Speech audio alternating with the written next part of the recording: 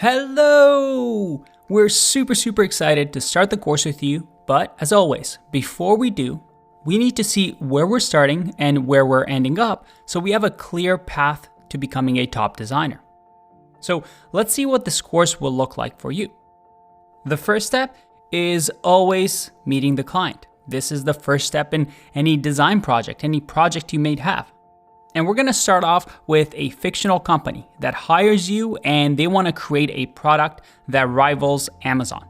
In this entire course, we're gonna build this product from start to finish and give for you an exact step-by-step process that you can use for all your future projects. This is a process that Daniel, who has worked as a lead designer for multiple companies, uses all the time.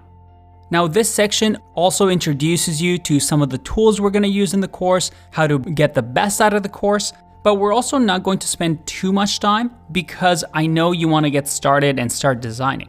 We're gonna revisit this idea of meeting a client later on towards the end of the course so that you can learn about things like user stories, using Trello, using story mapping in Figma. But we want us to get started. So right away, we're gonna start designing this product that this fictional company, Keiko Corp, wants to build. We're gonna learn about sketching, about inspiration, about user flows and sitemaps.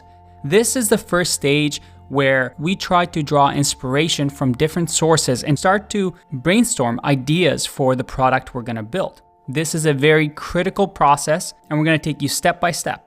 Then we get into even more exciting things. This is the explore and iterate phase. This is where we talk about wireframes, prototyping, and getting feedback. We're going to start using Figma, which is a wonderful tool that more and more people are using now. Because things like Photoshop are kind of outdated when it comes to design and most people don't use it. We wanna use a modern tool like Figma that you're gonna see allows us to do everything we want. And also makes our handoff later on when we finish the project super easy. You're gonna love Figma. And the next step is the really fun part. It's the visual design. This is where we talk about design theory, accessibility, things like typography, grid and spacing, forms and UI elements, color theory, image and iconography. And obviously, as I mentioned, accessibility, which is becoming more and more important. And it's a must for all designers moving forward. This is what most of you associate design with.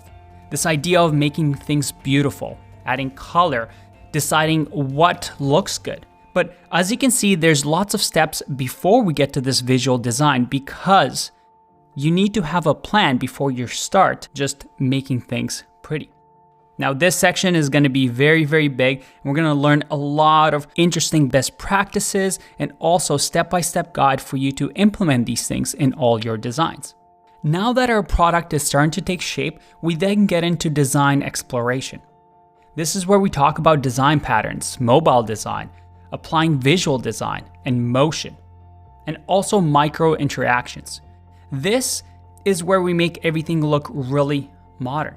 Again, talk about best practices, about the importance of motion and animations, how we can make the user interact with our product in a way that is exciting to them, that creates good user experience. Lots to cover in this section. We then get to putting it all together. Everything we've built up until this point allows us to get to this point, which is building a design system and the final composition. Putting everything together to create the final high fidelity design assets that you can present to your client. Trust me, getting to this point is totally worth it. By the end of it all, you're gonna have tons of assets and design templates that you can use on all your future projects. And best of all, the product that we're gonna build together, you can now put on your portfolio. So that next time you're on some freelancing website or you're applying for a contract, well, they're gonna see this and they're gonna be impressed by your work. But not only that, you now have the step-by-step process that you can use for all your future projects to make sure that you follow the best practices. This is where we go back to the idea of meeting the client. We want to revisit this and make sure that we understand what happens when we get our clients or we are looking for clients. What are the best practices? What are the questions that we ask to try to understand what their needs are, because at the end of the day, design is all about understanding what the client and the user needs and creating a product around that need and want. Finally, to complete the course, we are going to talk about this idea of creating a web portfolio for you to be discovered by others, for you to get clients, and who knows, maybe even work remotely. We want to show you some of the best practices when it comes to showcasing your work. And then finally, just as a bonus bit, because we're going to be talking about how to hand off your work to developers. Once we're done with the design process, we usually hand off our work to developers that can program and perhaps put the website online or the mobile app in the app stores. Now, HTML and CSS is not necessary for you to be a top designer, but it doesn't hurt to know how websites are built, how to put a website online, and learn how you might become a full-fledged designer that can use HTML and CSS to wow the clients. So as you can see, we have a lot to cover, but it's gonna be really, really fun. We're gonna build something really, really beautiful that I think you're gonna be proud of at the end of it all. We're gonna take you from zero to mastery. But here's the thing, the best part of this course is our online private community of over 300,000 students. We have on here people chatting every day, helping each other out, solving problems together, showcasing their work, or just talking about the latest and greatest in the tech industry.